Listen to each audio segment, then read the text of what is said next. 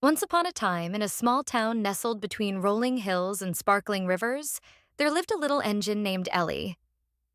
Ellie was bright blue, with shiny silver wheels and a cheerful whistle that always brought a smile to the faces of those who heard it. Ellie wasn't the biggest engine in the town's railway yard. In fact, she was the smallest. While the larger engines hauled heavy freight trains and took passengers on long journeys, Ellie spent her days transporting mail and small packages around the town.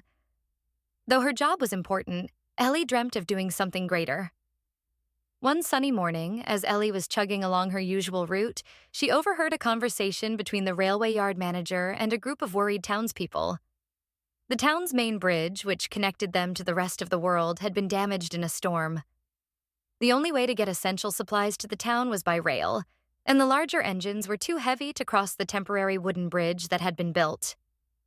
"We need to find a way to get food, medicine, and other supplies to our town quickly," said the mayor, wringing his hands in concern. Ellie's heart raced. She knew she was small and light enough to cross the temporary bridge, but she also knew that hauling such a large load would be a challenge for her. Still, she couldn't shake the feeling that she was meant to help. "Excuse me," Ellie said, rolling forward. "I can carry the supplies across the bridge." The townspeople and the railway yard manager looked at Ellie with surprise. "Are you sure, Ellie?" the manager asked. "It's a big job, and you've never hauled such a heavy load before." Ellie took a deep breath and puffed out her chest. "I believe I can do it. Please let me try." Seeing the determination in Ellie's eyes, the townspeople and the manager agreed.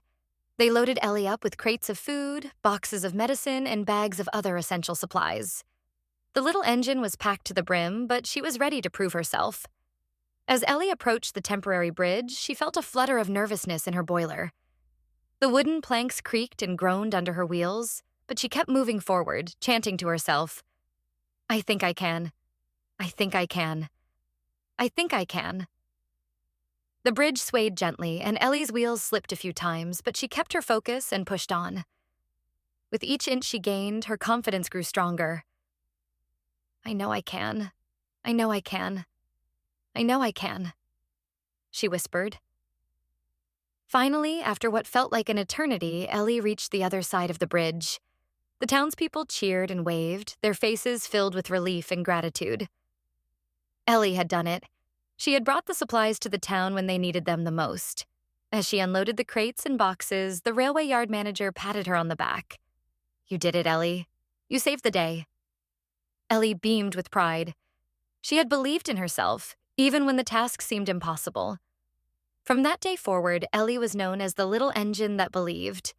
And whenever someone in town faced a challenge, they would remember Ellie's story and find the courage to say, "I think I can. I know I can." And so Ellie continued to chug along her usual route, but with a newfound sense of purpose and confidence.